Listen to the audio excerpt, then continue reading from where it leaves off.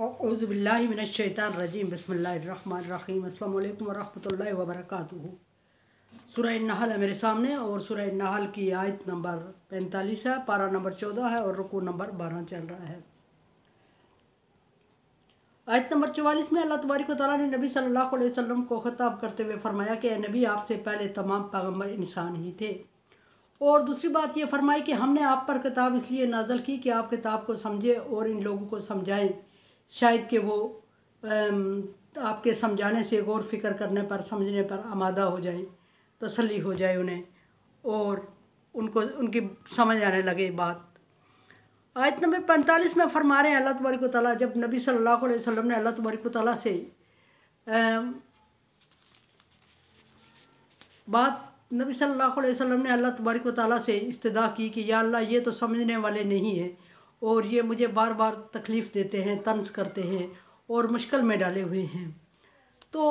फिर नबी सल्लल्लाहु अलैहि वसल्लम से आखिरी बात जो सबसे बड़ी तकलीफ़ दे थी वो ये थी कि नबी सल्लल्लाहु अलैहि वसल्लम से कहते थे कि अगर तू सच्चा है,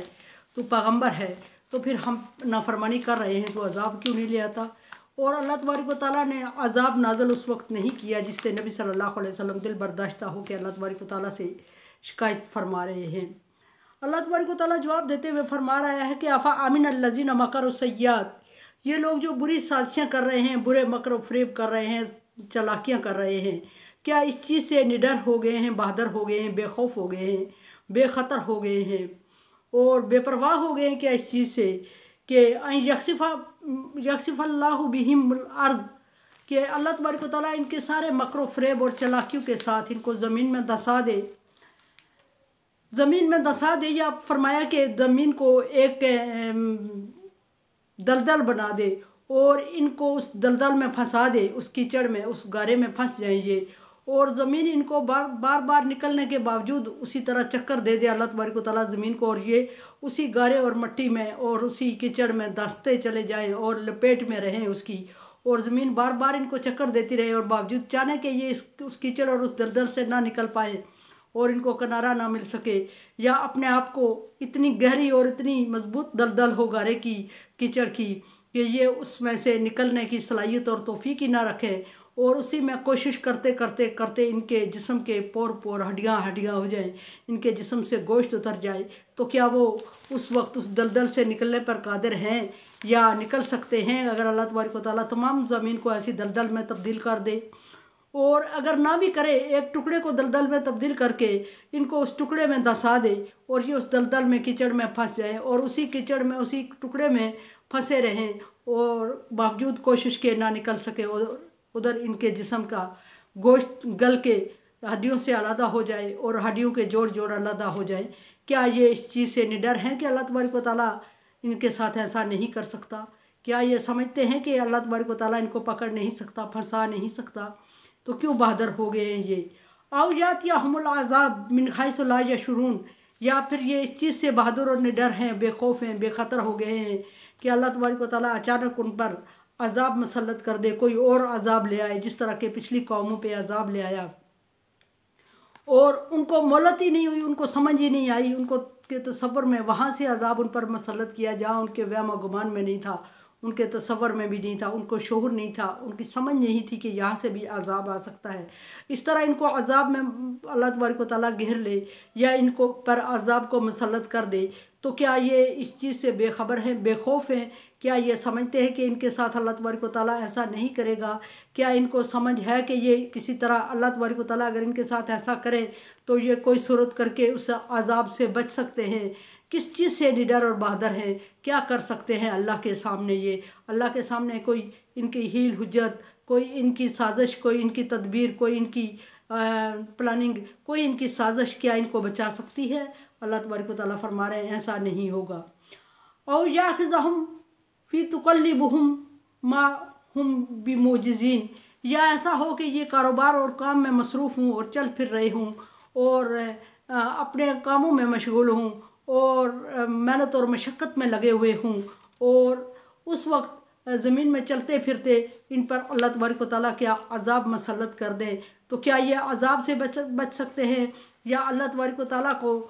इस अज़ाब, ऐसे अज़ाब लाने से ये बाज़ कर सकते हैं, बाज़ रख सकते हैं? या अल्लाह तबारक व तआला को आजिज़ कर सकते हैं। अल्लाह तबारक व तआला के इन पर ऐसा अजाब नाज़िल ना करे। अल्लाह तबारक व तआला अपने बंदों पर अजाब, हर तरह का इंसानों पर अजाब नाज़िल कर सकता है, वो करता है। अल्लाह तबारक व तआला के कुन कहने की देर है, तमाम दुनिया अजाब ही अजाब हो जाए, या दोनों अजाब अल्लाह तबारक व तआला फरमाते हैं या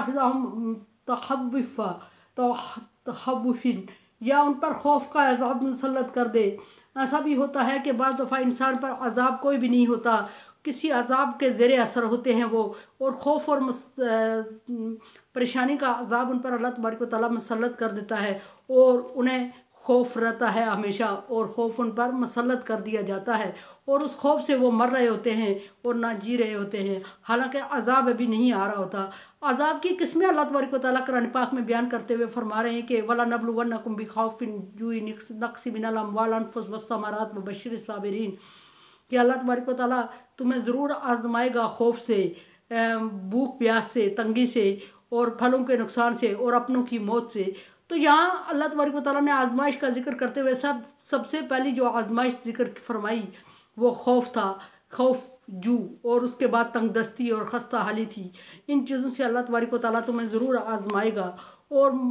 यहाँ फरमाया कि खौफ का अजाब उन पर मुसल्लत कर दे, और या फिर उन पर दोनों अजाब इकट्ठे मुसल्लत कर दे, खौफ का भी और मौत का भी, या फिर एक ही कर दे, मौत का या खौफ का। मौत का मरें और मरते रहे, डरें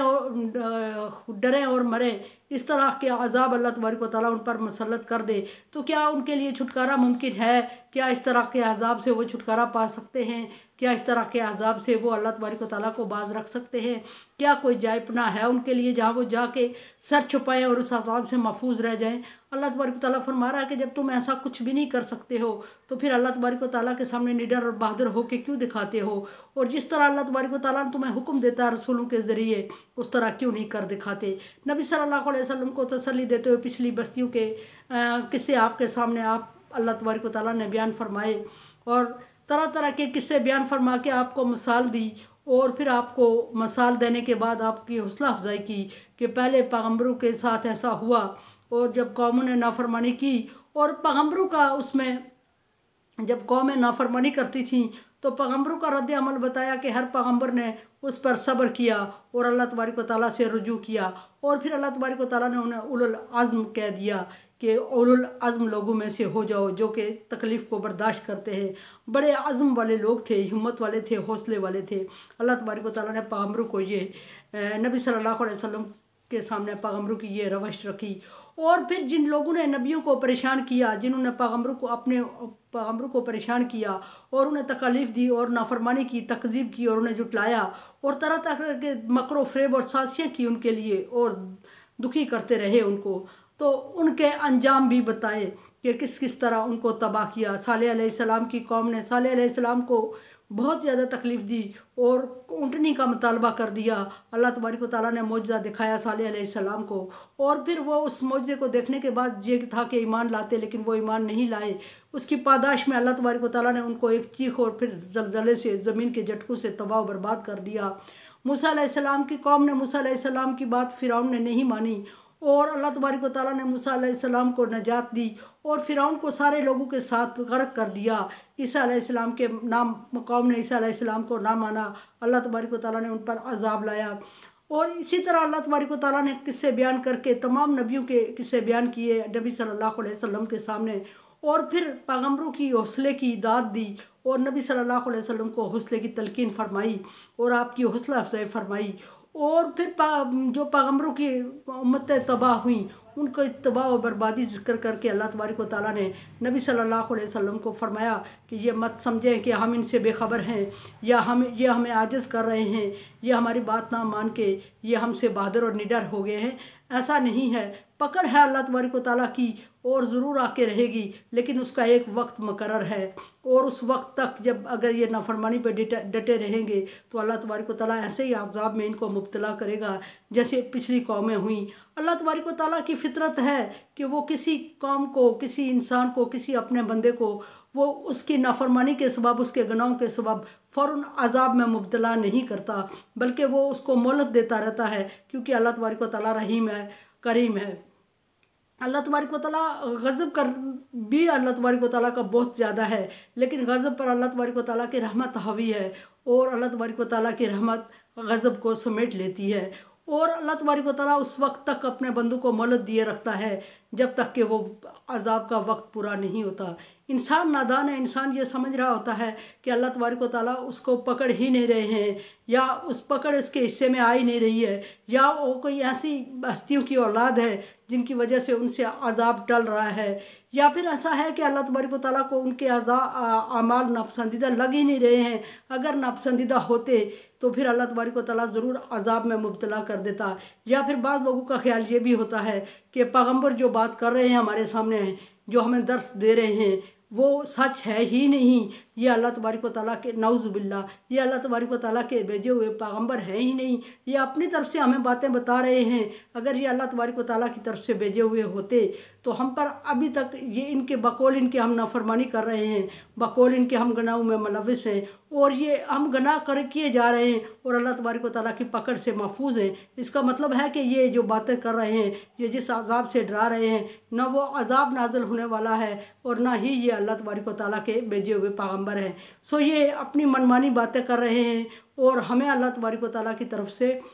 खुली छुट्टी मिली हुई है। हम जो कुछ कर रहे हैं वो अल्लाह तबारक व तआला का पसंदीदा है, तभी तो अल्लाह तबारक व तआला हमें मोहलत दिए हुए है। लेकिन हकीकत में होता ऐसा नहीं है। अल्लाह तबारक व तआला उस टाइम का इंतज़ार कर रहे होते हैं जो अल्लाह तबारक व तआला ने उनके लिए मुकर्रर किया होता है। अल्लाह तबारक व तआला यहाँ फरमा रहे हैं याख़ुज़ुहुम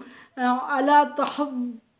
तहव्वुफ़ी, या फिर अल्लाह तबारक व तआला उन पर खौफ का अज़ाब मुसल्लत कर दे, लेकिन ऐसा है नहीं, या मौत का कर दे, लेकिन ऐसा है नहीं कि वक्त से पहले उन पर अज़ाब मुसल्लत हो। इसलिए कि इन्ना रब्बकुम लरऊफ़ुर रहीम, कि बेशक आपका रब है नबी मुनो, आपका रब रहम करने वाला और शफ़क़त करने वाला है, और शफ़क़त करने वाला और रहम करने वाला है। और अगर अल्लाह तबारक व तआला की शफ़क़त और रहमत न होती तो इंसान जितने गुनाहों में मुलव्वस हैं, इन गुनाहों के सबब एक भी इंसान दुनिया में बाकी ना रहता, और बाकी ना रहता तो फिर किसी को किसी से शिकायत न होती। लेकिन अल्लाह तबारक व तआला ने वक्त मुकर्रर किया होता है, और बहुत सारी और मसलियत है जिनके तहत अल्लाह तबारक व तआला इनको टाइम दिए होता है, क्योंकि अल्लाह तबारक व तआला अपने बंदों पर शफ़क़त करने वाला है, और वो ये समझता है कि किसी वक्त शायद इंसान वक्त आए और इंसान हदायत पाले और अज़ाब से बच जाए, लेकिन इंसान अज़ाब से बचने के बजाय खुद अज़ाब में धंसता चला जाता है और अल्लाह तबारक व तआला की दी हुई मोहलत से गलत फ़ायदा उठाता है, सबक नहीं सीखता, पैगम्बरों को जुटलाता है और नाफरमानियों में हद से बढ़ जाता है। और जब भी नाफरमानियों में इंसान हद से बढ़ा, अल्लाह तबारक व तआला ने उस पर मुकर्रर करदा अज़ाब नाज़िल फरमाया, और जब अज़ाब नाज़िल फरमाया तो बाज़ दफ़ा ईमान वालों को उसमें से निकाल दिया, बाज़ दफ़ा अल्लाह तबारक व तआला ने दुनिया में अंजाम एक जैसा किया, और आखिरत में ईमान वालों का मुख्तलिफ अंजाम होगा। मेरे चैनल को आप सब्सक्राइब करें और इसको शेयर करें और सदका जारिया में मेरा साथ दें। अल्लाह हाफ़िज़।